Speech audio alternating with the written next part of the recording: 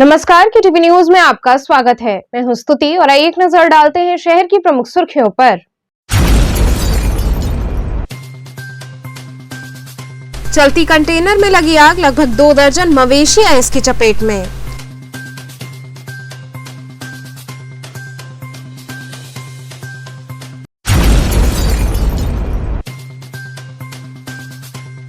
थाना रामनगर व crime branch team द्वारा हत्या के अभियोग में शामिल 2 अभियुक्तों को किया गिरफ्तार।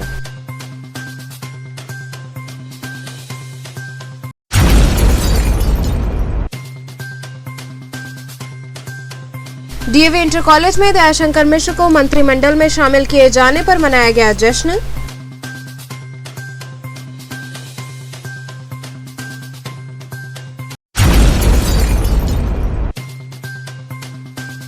और सेंट केसी मेमोरियल इंग्लिश स्कूल व एसबीएसएस इंटर कॉलेज के परीक्षा फल वितरण समारोह का हुआ आयोजन।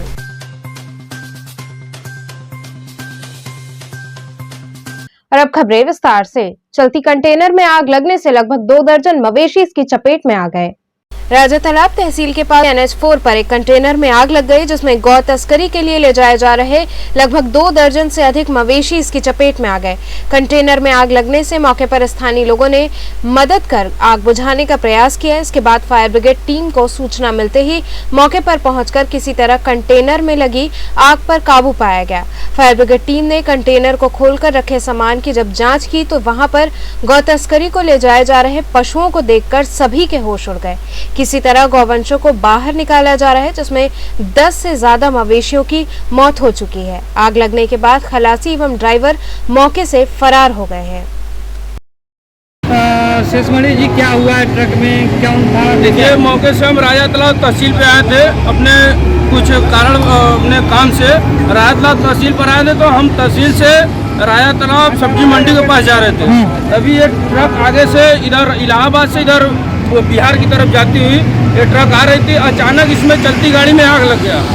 आग लग गया, जब आग लग गई तो गाड़ी रोक दी। गाड़ी रोक के ड्राइवर और खलासी लोगों के कहने के अनुसार कि दोनों उतरकर भाग गए। ड्राइवर खलासी का पता नहीं चला, जो कि 3 आदमी थे, लोग बता रहे हैं। और बाकी जब फायर ब्रिगेड को हम लोगों ने फोन किया, बुलाया, आग बुझवाया। फिर इसके बाद पीछे हम लोग कहे कि देखिए इसके अंदर है क्या, इसके अंदर है क्या। जब हम लोग ठोके तो उसमें हम लोगों को शंका हुआ कि इसमें गैया लदी हुई है। तो जब हम लोग ठोके उसमें गैया लदी हुई है तो हम पुलिस प्रशासन महोदय तब खड़े थे यहाँ पे। उनसे हम लोग आग्रह किया कि साहब इसको खुलवाइए और देखिए इसके अंदर है क्या।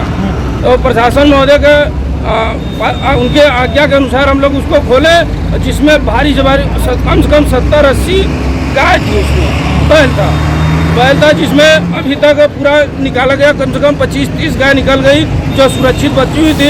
4-6-10 गाय जल गई हैं, 2-3 गाय मर चुकी हैं अभी और निकल रही हैं। अभी कम से कम 30-35 का संख्या में अंदर है। ये गुजरात का गाड़ी नंबर है JG 18 AJ 0921, ये गाड़ी नंबर है। ठीक है। यहाँ कंटेनर में आग लगी है, आपको कैसे सूचना मिली और इसमें क्या बरामद हुआ? हमको DRB द्वारा सूचना मिली है। राजा तालाब द्वारा मोबाइल द्वारा सूचना के आदेश पर हम लोग तत्काल घटनास्थल पहुँच करके आग को उठाया गया, जिसमें कि रोड का ताला काट कर देखा गया था। जानवर लगे थे, करीब 30 जानवर लगा। ट्रक में किस तरह आग लगी है, क्या था इसमें? हम लोगों को सूचना मिला, तहसील पर थे, हम लोग अपना न्यायिक कार्य कर रहे थे तो सूचना मिला कि ट्रक में आग लगे और एक हाईवे पर। तो यहाँ पर देखा गया, पता चला हमको दर्शकों से कि 60 सब्जी से आग लग गया है। और उसके बाद प्रशासन आया, फायर ब्रिगेड को सूचना दिया हम लोग। तो खुलवाने पर देखे आग पूरे तरह भारी मात्रा में पहुँच गया था पूरे ट्रक में। तो उसके बाद खुलने के बाद यहाँ देखा गया तो उसमें मवेशियाँ जा रही थी गौ तस्करी के लिए। थाना रामनगर व क्राइम ब्रांच टीम द्वारा हत्या के अभियोग में शामिल 2 अभियुक्तों को गिरफ्तार किया गया। थाना रामनगर पुलिस व क्राइम ब्रांच टीम द्वारा हत्या के अभियोग का सफल अनावरण करते हुए वांछित अभियुक्तगण को गिरफ्तार किया गया। बताया जा रहा है कि सिमरा गांव के जनपद चंदौली मुगलसराय थाना अंतर्गत शाहिद खान, जो 17 मार्च की शाम अपने घर से बाइक लेकर घूमने निकला था, जिसकी गुमशुदगी 20 मार्च को थाना मुगलसराय जनपद चंदौली में दर्ज की गई थी, जिसका शव 21 मार्च को डोमरी गांव में गंगा के किनारे थाना रामनगर क्षेत्र में बालू में दबा हुआ मिला था। शव मिलने की सूचना पर प्रभारी निरीक्षक रामनगर द्वारा मौके पर पहुंचकर जांच की गई। जांच के दौरान मृतक के मोबाइल सीडीआर के रिपोर्ट के अवलोकन से राहुल पटेल व चंदन चौहान का घटना में सम्मिलित होना पाया गया। थाना रामनगर पुलिस तथा क्राइम ब्रांच की टीम द्वारा मुखबिर सूचना के आधार पर वांछित अभियुक्त राहुल पटेल व चंदन चौहान को डोमरी तिराहे पर रेलवे लाइन के पास से गिरफ्तार किया गया। इस 17 मार्च 2022 को निवासी सेमरी थाना मुगल सराय का शाहिद नाम के लड़के को उसके दोस्त ने फ़ोन करके शाम को 7:30 बजे जो है डोमरी गांव के क्षेत्र में बुलाया और वो दोस्त जो है शाहिद अपनी मोटरसाइकिल से डोमरी में आ गया और ये गंगा जी के तट पर बालू पे के पास ले गए और इनको जो है पैसों की ज़रूरत थी दोस्त को, और दोस्त के साथ उसका एक दोस्त और था। इन दोनों ने मिल करके उसका गला दबा करके दुपट्टे से मार दिया और वहीं बालू के में नीचे जो है दबा दिया और इसके बाद उसकी बाइक को ले करके एक नाले के किनारे खड़ी कर दिया और 1500 रुपये उसकी जेब से निकाल लिए। इस तरह से इन्होंने 1500 रुपयों के लिए अपने दोस्त की जो है हत्या कर दिया। इसमें दोनों अभियुक्त गिरफ्तार हुए हैं और इनके कब्जे से जो प्रयुक्त जो है गमछा है वो भी बरामद हुआ है। जो इनकी मोटरसाइकिल थी मृतक की वो भी बरामद हो गई है। किस तरह से ये इन लोगों ने हत्या किया है? गमछे से गला दबा करके इन्होंने हत्या किया था। क्या इनके पहले इनके ऊपर और भी कोई आपराधिक इतिहास जिनका पुराना रहा है? मुगल सराय में भी इनका आपराधिक इतिहास जो है देखा गया, लेकिन कोई भी अभी आपराधिक इतिहास प्राप्त नहीं हुआ है। तो किस तरह से कार्रवाई इनके ऊपर की जाएगी? किस तरह की? इनके ऊपर पूर्ण साक्ष्य संकलन के आधार पर आज जो है 302 के अभियोग में इनको जेल भेजा जा रहा है और साथ ही साथ इनका जो अन्य कहीं कोई भी आपराधिक इतिहास होगा तो उसको संकलित करके इनके विरुद्ध अन्य भी निरोधात्मक कार्य। डीएवी इंटर कॉलेज में दयाशंकर मिश्र को मंत्रिमंडल में शामिल किए जाने पर जश्न मनाया गया। वाराणसी के लोकप्रिय नेता दयाशंकर मिश्र दयालु गुरु को योगी सरकार के मंत्रिमंडल में शामिल होने पर बधाई देने वालों का तांता लगा है। जगह जगह लोगों ने अबीर गुलाल लगाकर एक दूसरे को मिष्ठान खिलाकर बधाई दी। इसी क्रम में डीएवी इंटर कॉलेज व पीजी कॉलेज परिवार की ओर से जमकर विद्यालय में जश्न मनाया गया। प्रबंधक अजीत सिंह के नेतृत्व में जमकर अबीर गुलाल उड़ाए गए व पूरे विद्यालय प्रांगण में मिष्ठान वितरित किया गया। अजीत सिंह ने प्रधानमंत्री नरेंद्र मोदी व मुख्यमंत्री योगी आदित्यनाथ को आभार प्रकट कर खुशी का इजहार किया। इस मौके पर हरिवंश सिंह, डॉक्टर विवेक कुमार सिंह, परीक्षित सिंह, अखिलेश चंद्र श्रीवास्तव सहित विद्यालय परिवार के लोग उपस्थित रहे। क्या है, किस तरह की खुशी आज आप लोग मना रहे हैं? आज जो है इस विद्यालय के लिए बड़ा गौरव की बात है कि विद्यालय के प्रधानाचार्य डॉक्टर दयाशंकर मिश्र दयालु गुरु जी आज राज्य मंत्री का स्वतंत्र प्रभार उन्हें सरकार ने, योगी सरकार ने दिया है। इसके लिए पूरा विद्यालय हर्ष और उल्लास के साथ अपना जश्न मना रहा है और माननीय प्रधानमंत्री मोदी जी को, अमित शाह जी को और माननीय योगी जी को बहुत बहुत बधाई और धन्यवाद दे रहा है। जी, आज किस तरह की खुशियां विद्यालय परिवार द्वारा मनाया जा रहा है? आज हमारे विद्यालय परिवार के लिए बड़ा गौरव का दिन है कि हमारे यशस्वी प्रधानाचार्य डॉक्टर दयाशंकर मिश्र दयालु जी को उत्तर प्रदेश सरकार में राज्य मंत्री स्वतंत्र प्रभार के पद पर आज पदासीन किया गया और उनका शपथ ग्रहण हुआ।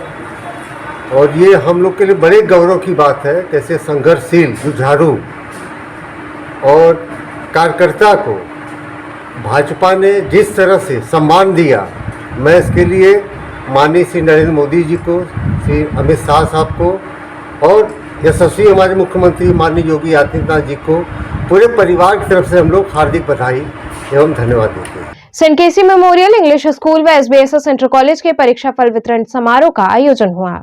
सेंट केसी मेमोरियल इंग्लिश स्कूल की सूरजकुंड स्थित शाखा में वार्षिक परीक्षा वर्ष 2021-22 के अंकपत्र वितरण कार्यक्रम का आयोजन किया गया। इस अवसर पर विद्यालय के प्रधानाचार्य रविनंदन तिवारी एवं प्रबंधक तृप्ति तिवारी द्वारा विद्यालय के संस्थापक डॉक्टर कैलाश चंद शर्मा की प्रतिमा पर माल्यार्पण कर कार्यक्रम का शुभारंभ किया गया। इसके बाद बच्चों द्वारा गणेश वंदना की प्रस्तुति की गई।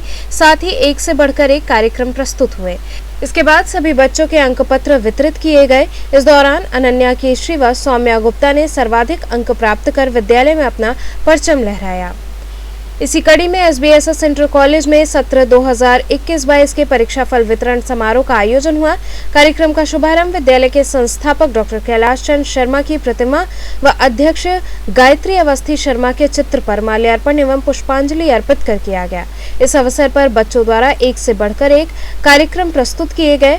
इसके बाद सभी बच्चों में अंक पत्र वितरित किया गया। इस मौके पर विद्यालय के समस्त शिक्षक और छात्र छात्राएं उपस्थित रहे। आज हमारे यहाँ रिजल्ट डिस्ट्रीब्यूशन सेरेमनी है।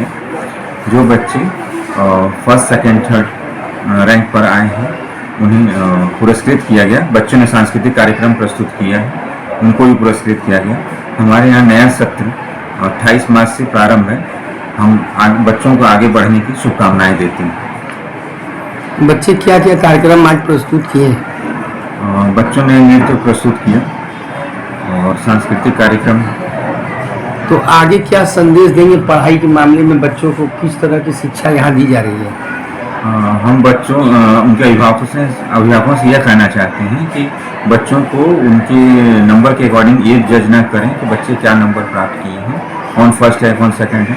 कभी कभी बैक बेंचर्स भी आगे अपने जीवन में बढ़ जाते हैं, तो ये ना सोचें कि मेरा बच्चा ज़्यादा नंबर पाएगा तो ही वो अच्छा होगा। नंबर्स के अकॉर्डिंग बच्चों को जज ना करें और बच्चों को ये दबाव न डालें कि आगे चलकर जो है यही तुम्हें पढ़ना है, साइंस ही पढ़ना है, कॉमर्स। बच्चे आर्ट्स पढ़ने वाले भी आज IAS PCS बन गए हैं। तो आप बच्चों पे उनकी प्रतिभाओं को ध्यान में रखते हुए उनको ध्यान रखते हुए उनको आगे बढ़ने की प्रेरणा दें। BLW राजकीय महिला महाविद्यालय में अभिलेख प्रदर्शनी व राष्ट्रीय संगोष्ठी आयोजित की गई। BLW राजकीय महिला महाविद्यालय में आजादी के अमृत महोत्सव के तहत 2 दिवसीय अभिलेख प्रदर्शनी, जिसका विषय स्वाधीनता आंदोलन के नायक व राष्ट्रीय संगोष्ठी, भारतीय स्वतंत्रता आंदोलन, समाज संस्कृति एवं साहित्य के संदर्भ विषयक संगोष्ठी का आयोजन किया गया। यह आयोजन राजकीय महिला महाविद्यालय व संस्कृति विभाग उत्तर प्रदेश जिला प्रशासन द्वारा किया गया। कार्यक्रम के मुख्य अतिथि प्रोफेसर अवधेश प्रधान, सारस्वत अतिथि प्रोफेसर प्रवेश भारद्वाज रहे। इस मौके पर professor Rajkishore, doctor Kamlesh Kumar Tiwari, doctor Subhash Chandra Yadav, doctor Rachna Sharma सहित सैकड़ों की संख्या में छात्राएं मौजूद रहीं। प्रदर्शनी निश्चित रूप से जो लगाई गई है हमारे छात्रों के मस्तिष्क पर व्यापक प्रभाव डालेगी। उन्हें लगेगा कि इस प्रकार से क्रांतिकारी लोग अपने पेपर्स पत्रों को लिखा करते थे और उन पत्र के माध्यम से हमको समझ में आएगा कितनी विषम परिस्थितियों में जहां उन लोगों ने देश की स्वतंत्रता के लिए जो प्रयास किए हैं वो सामान्य प्रयास नहीं है। घर में खाना नहीं बनता था लेकिन उनको रिवाल्वर खरीदना अनिवार्य होता था। यह एक बहुत बड़ी उपलब्धि है।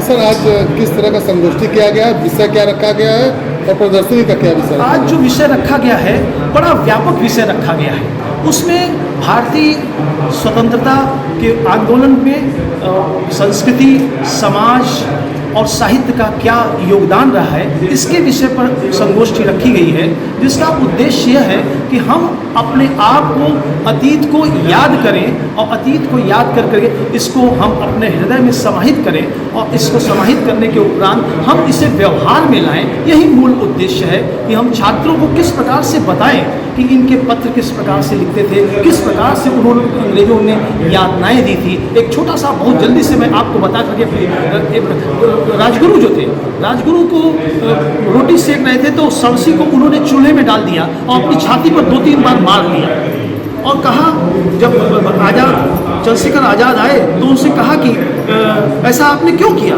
तो उन्होंने कहा ऐसा इसलिए किया कि बरतानिया सरकार जब हमारे ऊपर अत्याचार करेगी तो हम आपके पता को कहीं कबूल न दें, इसके लिए मैंने यह आजमाया है। तो चंद्रशेखर आज़ाद ने कहा कि नहीं, ये गलत है, तो अगर तुम क्या पिस्तौल से भी आजमा कर अपने आप को देखोगे? तो इस पर जो है राजगुरु, जिनका छद्म नाम था, रघुनाथ शांत होंगे। आज के चीफ गेस्ट कौन है कार्यक्रम के? आज के चीफ गेस्ट सर अगर देखा जाए तो अवधेश प्रधान जी हैं और शायद हमको मुख्य वक्ता बनाया गया है इस संगोष्ठी का। ये कन्या महाविद्यालय BLW में संस्कृति विभाग द्वारा भाई सुभाष चंद्र यादव जी और उनके तमाम सहयोगियों ने यह जो एक प्रदर्शनी अभिलेखों की लगाई है, जिसमें आज़ादी के अमृत महोत्सव के इस दौर में, जबकि हमारा पूरा देश ही ये जश्न मना रहा है, तब उन यादों से गुजरना, यानी जिन बलिदानों के बाबत फलस्वरूप हमारे देश को यह स्वाधीनता प्राप्त हुई, उसमें किन किन लोगों ने निस्वार्थ भाव से, किन किन धाराओं ने निस्वार्थ भाव से अपना संपूर्ण आत्मत्याग किया था, उसकी पूरी छवि, यानी उनके हाथों की लिखावट, अंग्रेजी राज के दौर में खुफिया विभाग द्वारा जो कुछ प्रमाण मिले हैं, उनके अभिलेखों से निकाल के सामने रखना, ये एक रोमांचक अनुभव है। इसको देखते हुए वो दौर याद आता है कि कैसे स्कूल में पढ़ने वाले बच्चों के भी भीतर, कॉलेज में पढ़ने वाले बच्चों के भी भीतर कैसे ये एक जज्बा हिलोर मार रहा था कि अपना देश आज़ाद हो, भारत माता की हथकड़ियाँ खुलें, देश स्वतंत्रता की आबो हवा में सांस ले सके, और इसके लिए मैं क्या कर सकता हूँ। और उन्होंने किया, अपना सब कुछ आज़ादी हासिल करने के लिए बलिदान कर दिया। तो इस पूरे अनुभव से गुजरना एक ऐतिहासिक तीर्थ यात्रा जैसा है, और ये हमारी पीढ़ियों के बीच एक एक स्कूल में, एक एक गांव में जैसे ही ये प्रदर्शनी जितना ही हो सके गुजारी जाए, ताकि लोग अपने उस इतिहास को याद करें। और वो याद करना केवल एक औपचारिकता नहीं होगी, बल्कि तब हम अपनी देश की स्वतंत्रता की इज्जत कर सकेंगे। तब हमको भी लगेगा कि हमारे कंधों पर भी वे भार छोड़ गए हैं, इस आज़ादी को कैसे बचा के रखना है।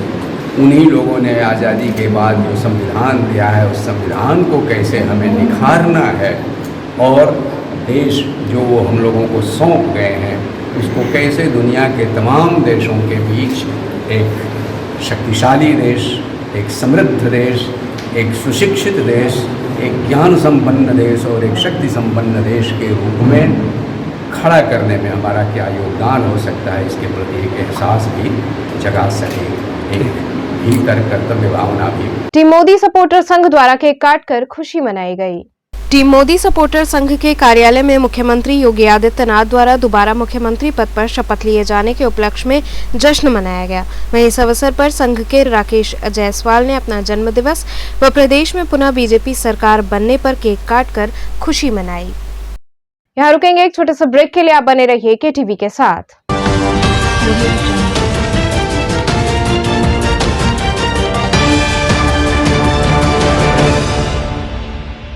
खबरों से जुड़े रहने के लिए हमारे चैनल KTV वाराणसी को सब्सक्राइब करें और लेटेस्ट अपडेट्स के लिए बेल आइकन को प्रेस करें।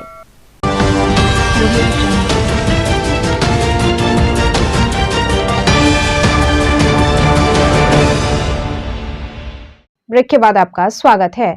अपना दल के कार्यकारिणी अध्यक्ष आशीष पटेल को कैबिनेट मंत्री बनाए जाने पर कार्यकर्ताओं ने जश्न मनाया। उत्तर प्रदेश में बीजेपी को पूर्ण बहुमत मिलने पर शुक्रवार को लखनऊ के अटल बिहारी वाजपेयी इकाना स्टेडियम में शपथ ग्रहण कार्यक्रम का आयोजन हुआ। इस प्रोग्राम में अपना दल के कार्यकारी अध्यक्ष आशीष पटेल को कैबिनेट मंत्री बनाए जाने पर अराजी लाइन क्षेत्र में कार्यकर्ताओं द्वारा ढोल नगाड़े बजाकर एक दूसरे को मिठाई खिलाकर जश्न मनाया गया। इस अवसर पर कार्यकर्ताओं ने कहा कि जिस तरह से बनारस ही नहीं पूरे उत्तर प्रदेश में अपना दल के कार्यकर्ताओं ने मिलकर पूर्ण बहुमत की सरकार बनाने का कार्य किया है, इसके लिए सभी को धन्यवाद है।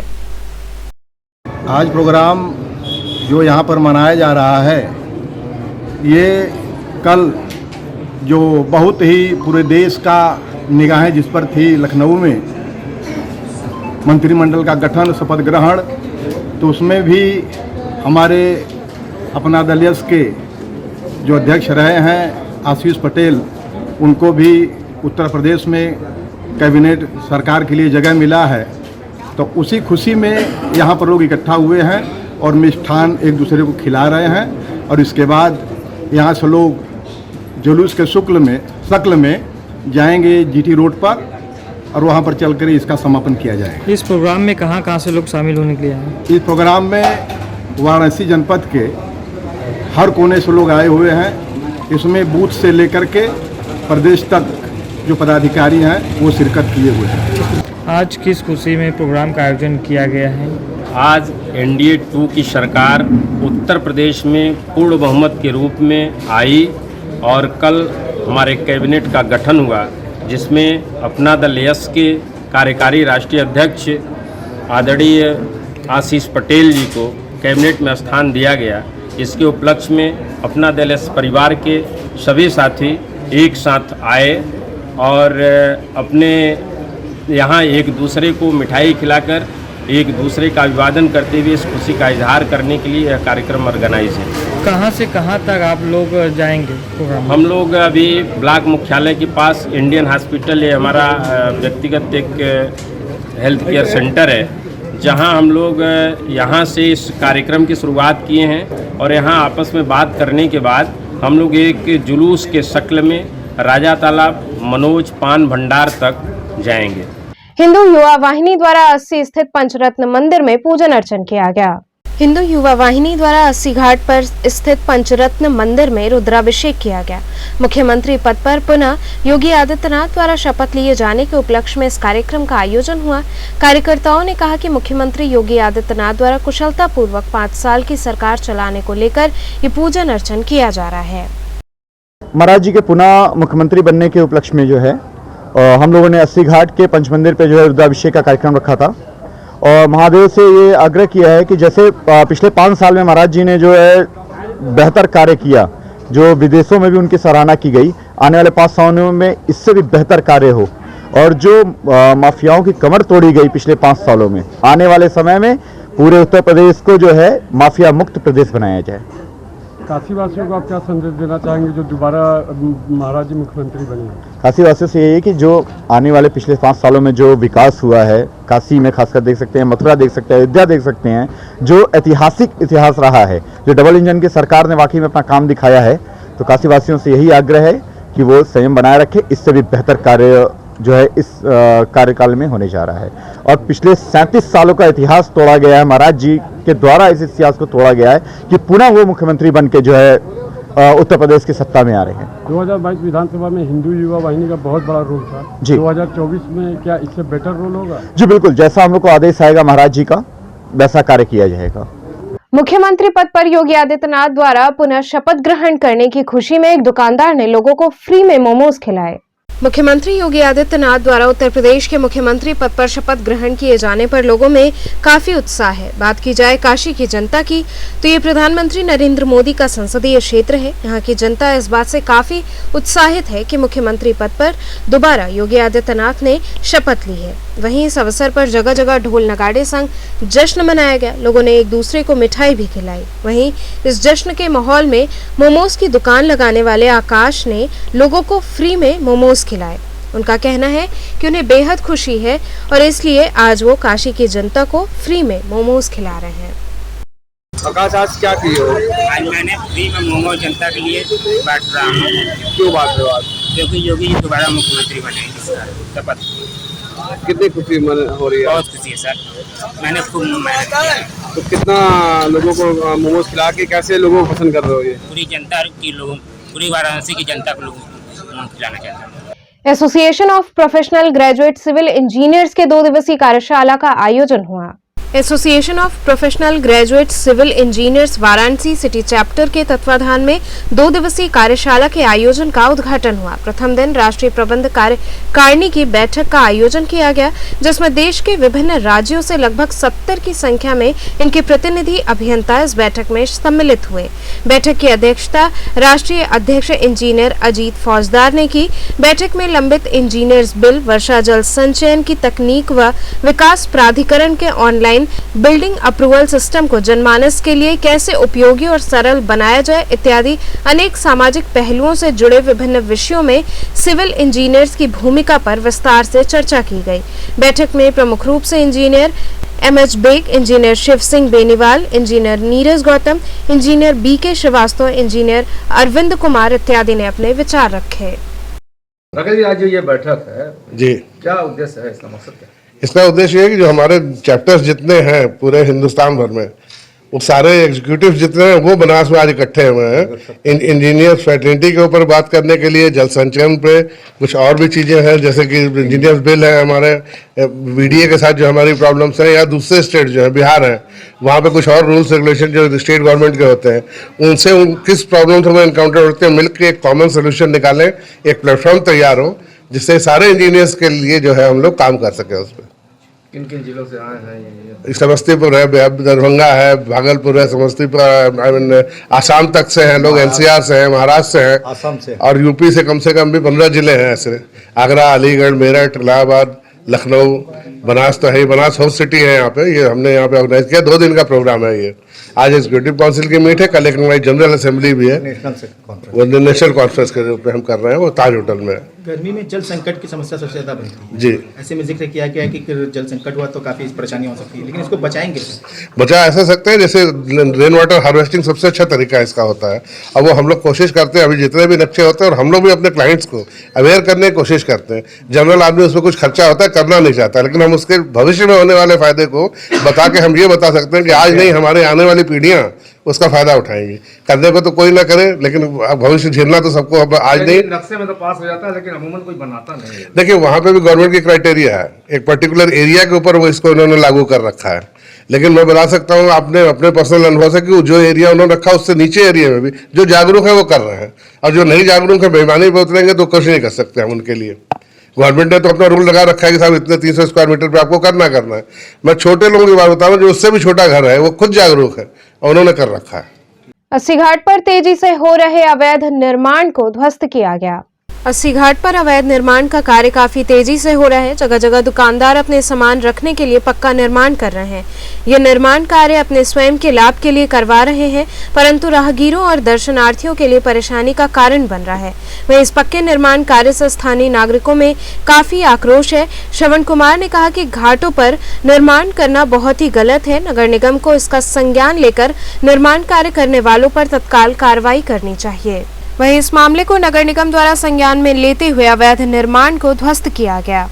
कार्रवाई जो 200 मीटर गंगा किनारे या नदियों के किनारे रोक लगी है हाईकोर्ट से, उसके तहत हमको सूचना मिली कि कोई निर्माण कर रहा है, अवैध निर्माण कमरादाई का बना रहा है, तो हम लोग तुरंत पहुंचे और उसको ध्वस्त किया गया। सर क्या इस पे किसी अभियुक्त के खिलाफ पंजीकृत मुकदमा? हाँ, चूँकि कोई आदमी इसको क्लेम करने के लिए सामने नहीं आया कि किसके द्वारा निर्माण किया जा रहा था, तो इसके खिलाफ अज्ञात लोगों के खिलाफ कार्रवाई की जाएगी और FIR भी की जाएगी। सर देखा जा रहा है जिस तरह से घाट के किनारे और अगल बगल में तमाम दुकानें लगाई जा रही है, इसको लेकर क्या अभियान चल रहा है नगर निगम द्वारा? इसके लिए हमारे यहाँ से बराबर चल रहा है कि गंगा किनारे किसी भी प्रकार का अतिक्रमण ना होने पाए। समय समय पे हमारे जोनल अफसर और हमारे अन्य अधिकारी बराबर इस पर मॉनिटरिंग करते रहते हैं और आते हैं कि किसी प्रकार का पक्का निर्माण ना होने पाए और पर्यटकों को जो देश विदेश से आते हैं उनको असुविधा ना होने पाए। अखिल भारतीय है वंशीय क्षत्रिय केंद्रीय संचालन समिति के कार्यक्रम का आयोजन हुआ। अखिल भारतीय है वंशीय क्षत्रिय केंद्रीय संचालन समिति का 2 दिवसीय कार्यक्रम रामकटोरा स्थित कसेरा धर्मशाला चिंतामणि बाग में संपन्न हुआ, जिसमें अन्य कई राज्यों से स्वजातीय बंधुओं ने सहभागिता की। गणेश वंदना एवं दीप प्रज्वलन के साथ समारोह की शुरुआत की गई। इस अवसर पर राष्ट्रीय अध्यक्ष संरक्षकों सहित मुख्य अतिथियों का स्वागत किया गया। इस दौरान चुनाव अधिकारी द्वारा नई कार्यकारिणी के गठन हेतु चुनाव की घोषणा की गई। राष्ट्रीय महासचिव विजय वर्मा द्वारा संगठन की गतिविधियों की जानकारी दी गई। विगत वर्षों की आय व्यय का ऑडिट रिपोर्ट प्रस्तुत किया गया। सभा के अंत में स्वजातीय बच्चों द्वारा मनमोहक कार्यक्रम की प्रस्तुति की गई। इस मौके पर अरुण कसेरा, राजेश कसेरा, पवन कसेरा, गुंजन कसेरा सहित काफी संख्या में लोग उपस्थित रहे। यह हमारी नई कार्यकारिणी का गठन होना है। 2 दिवसीय कार्यक्रम चल रहा है यह बनारस में। हम लोग का हो भाग्य कि हमारे यहाँ से यूपी, बिहार, दिल्ली और छत्तीसगढ़, राजस्थान सारे जगहों से हमारे स्वजाति बंधु आज यहाँ पधारे हैं और आ भी रहे हैं। उन्हीं के एक कार्यक्रम यहाँ पर चल रहा है जो कि आज सम्मेलन, सामाजिक सम्मेलन भी है और नई कार्यकारिणी का मतलब गठन भी होना है। नई कार्यकारिणी का गठन भी होना है। तो यह हमारा समाज जो है पूरे हिंदुस्तान में कोने कोने फैला हुआ है। हम लोग एकजुट पहले भी थे और करने का प्रयास कर रहे हैं ताकि हम लोग का एकजुटता अपने राजनीतिक पैक्ट के लिए इस्तेमाल कर सके, जो कि हम लोग का इतने बाहुल्य क्षेत्र होते हुए भी अभी हम लोगों का राजनीति में कोई नहीं है पदार्पण। हमेशा के लिए जो है हम लोग उपेक्षित रहे हैं। तो हम लोग ये सरकार को जताना चाहते हैं कि हम लोग भी शक्ति है, हम लोग भी करने योग्य हैं, हम लोग पे भी ध्यान दिया जाए। आज यह कार्यकारिणी नई कार्यकारिणी गठन के लिए यहाँ पर बनारस में सम्मेलन 2 दिन का किया जा रहा है। चुनावी प्रतिक्रिया जो चल जी हाँ, ये हमारे देखिए पीछे नामांकन आज होगा, कल नाम वापसी होगा और उसके बाद कल शाम को जो है चुनाव प्रक्रिया पूरी हो जाएगी। तो चलते चलते पुनः एक नजर डालते हैं शहर की प्रमुख सुर्खियों पर। चलती कंटेनर में लगी आग, लगभग 2 दर्जन मवेशी आए इसकी चपेट में।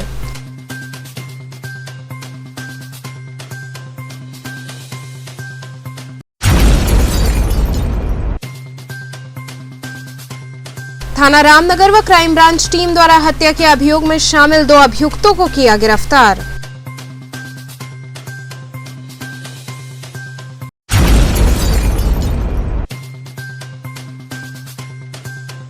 डीएवी इंटर कॉलेज में दयाशंकर मिश्र को मंत्रिमंडल में शामिल किए जाने पर मनाया गया जश्न।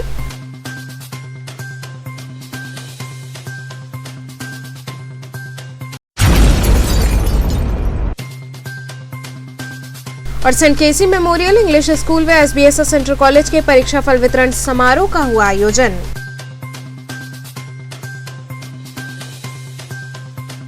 तो थे आज के समाचार, कल फिर होगी मुलाकात, तब तक के लिए नमस्कार।